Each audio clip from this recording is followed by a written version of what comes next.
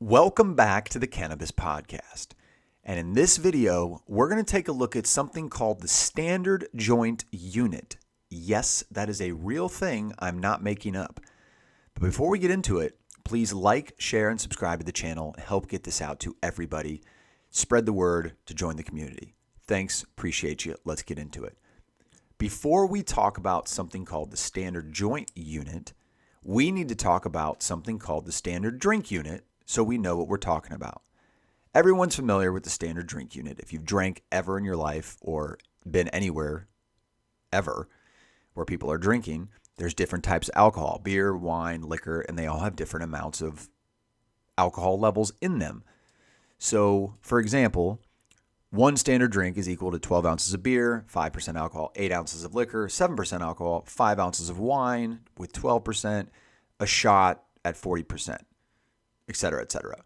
2 drinks in an hour makes you drunk. We all kind of know this. It's a standard way to measure how much you're consuming for driving purposes, for health purposes, and science and doctor issues, et cetera, et cetera. So, enough about the drinking.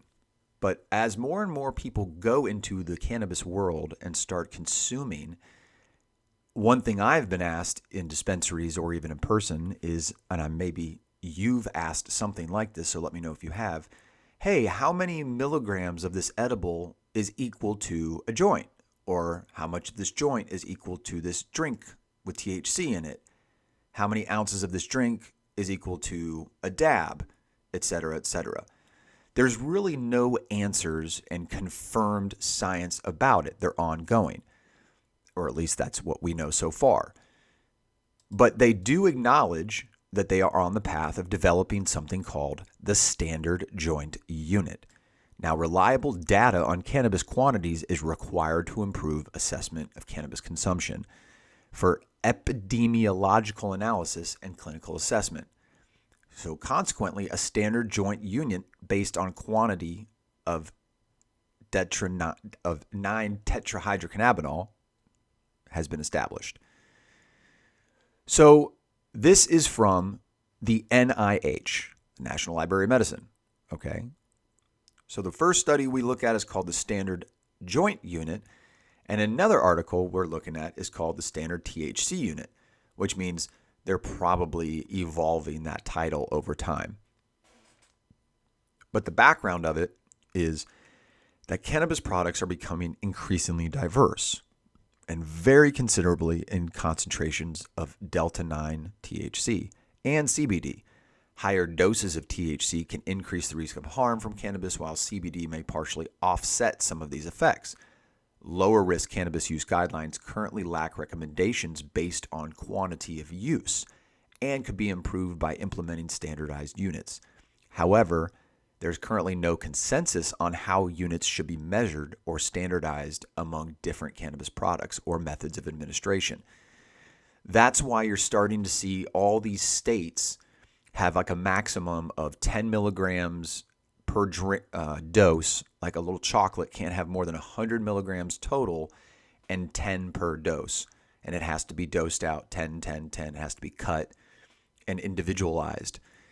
Unless it's in drink form, it still can't have over 100 milligrams total.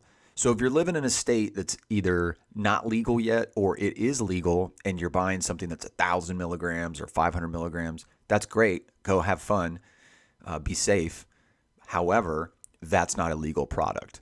It might have been tested, but it's not legal because the legal limit is 100 milligrams. Let's take California, for example. So more and more people are wanting, I just want to have 1 or 2 drinks. Well, I just want to feel a little bit. I don't want to smoke a whole joint.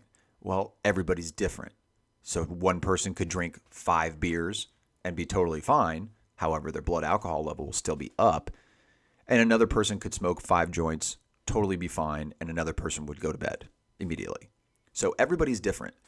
But as the cannabis industry is evolving, these things are going to be necessary and required. And it will actually help onboard and on-ramp a lot of new users that are wary. There's a lot of people that need a definitive answer before they try something. And that's fine. Everybody's different. But some person could say, yeah, I'll just try it, see how it makes me feel, and then kind of operate on a trial and error basis. Other people say, well, listen, I know I need this amount of dosage, or their body really does react very sensitively to some amounts of THC or alcohol. So if the cannabis industry is going to be starting to be regulated and considered and thought of as the alcohol industry is, maybe run by the same people, they're going to start standardizing joints or THC units, as they call it, standard THC units. So let's look at the argument. The argument is existing proposals for standard cannabis units have been based on specific methods of administration, for example, joints. And these may not capture other methods, including pipes, bongs, blunts, dabbing, vaporizers, vape pens, edibles, and liquids. By the way, this is in the National Public of Medicine, NIH. It's just amazing to read a scientific article where they're literally saying the words pipes, bongs, blunts, dabbing, and vapes. That's just, I didn't know I'd ever live in that world. Let's continue. Other proposals cannot account for heterogeneity in THC concentrations among different cannabis products. Similar to alcohol units, we argue that standard cannabis units should reflect the quantity of primary active pharmacological constituents. That is a big sentence. Anyway, that's why nobody reads these things, except scientists. That's why we need scientists. On the basis of experimental and ecological data, public health considerations, and existing policy, we propose that a standard THC unit should be fixed at 5 milligrams THC for all cannabis products and methods of administration. If supported by sufficient evidence, in the future, consumption of standard CBD units might offer additional strategy for harm reduction. Conclusions. Standard Delta-9 THC units can potentially be applied among all cannabis products and methods of administration to guide consumers and promote safer patterns of use. So, for example, on the back label of most things, it says, what does it say? It says serving size. 1, 2, 3 is equal to this. So a lot of stuff right now is kind of just guesswork in the cannabis industry. I hate to say that, but that's just where it is. Because unless you have all states legal, all medicine, all everybody working towards more science and more information, it's not going to be at its peak. However, with more money coming into the market and more science being done and conducted, this will evolve. Before they said 7 milligrams, now it's 5. I think 10 is a good round number for people. That's what I'm used to. And so you're going to start seeing this pop up more. But if you ask AI to explain what a standard joint unit is, they say an SJU, that's what an SJU, let's call it an SJU, is a proposed measure for cannabis consumption similar to a standard drink for alcohol, defining one SJU as roughly 7 milligrams of Delta-9, equating to about one typical joint or 0.25 grams of cannabis, used for research, clinical assessment, and harm reduction to account for varying potencies. The standardized dosage across diverse products and methods aiming to improve understanding of health effects. Now, some of the things to take into account are you have, just like alcohol, you have higher alcohol things and lower alcohol content. You have higher THC content and lower THC content. You have, let's call it non-alcoholic beer, and then you have just CBD hemp joints, which is basically non-THC cannabis because they're in the same family. But as the world turns and as cannabis becomes a more accepted method of consumption or industry, people are going to be wanting to know the equivalencies of what they're used to, such as the standard drink unit. Now, the standard drink unit or the standard unit exists for alcohol, but not cannabis. So it's constantly changing, and the results and the conclusion that they've come to, it seems like they're starting to narrow it down. But let's just add a little bit more information. Cannabis is the third most used psychoactive substance worldwide after alcohol and tobacco. And it's actually the only one of the top three where no one has ever died strictly from cannabis use. So put that in the record books. Well, actually, I'd say stick that in your pipe and smoke it, but that's a little too on the nose. But accumulated evidence on its health and social risks has led to consideration of cannabis as a relevant public health. They say problem, I'll say issue. Same tomato, tomato. But although being one of the oldest and most consumed drugs worldwide, it remains unknown which cannabis use patterns and which quantities of drug intake result in risky and harmful levels of use. Now, I'll get on board with that statement saying we don't know how it affects everything, but all the science is coming out saying, well, you can't drink and drive. Well, you shouldn't drink and drive no matter what. You shouldn't smoke and drive, but traffic accidents are not as bad with cannabis use as they are alcohol use, just facts. And a lot of those things have a ripple effect.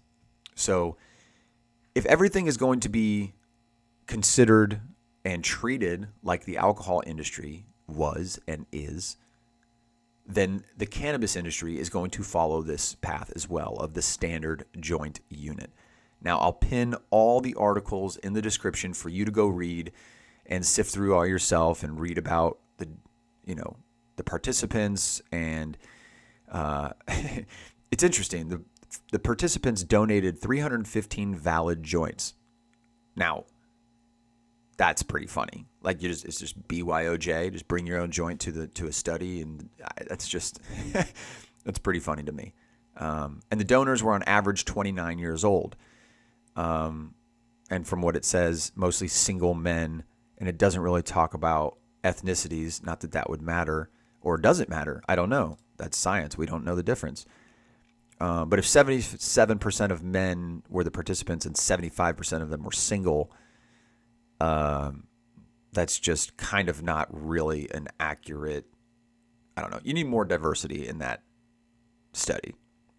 But I guess that's basically my conclusion is they are currently studying the standard joint unit. The science is kind of there, not really there, but it is accepted that they do need a standard THC unit of measurement, very similar to alcohol. If it's going to be regulated and shipped worldwide, there's going to need to be international cannabis standards, which there already are, but they're very restrictive.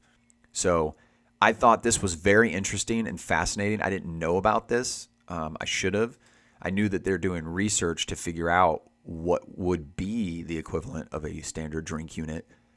But now we know it is called a standard joint unit, but it has been flipped to a standard THC unit, which is actually more accurate, and it doesn't sound as, I guess, stonery.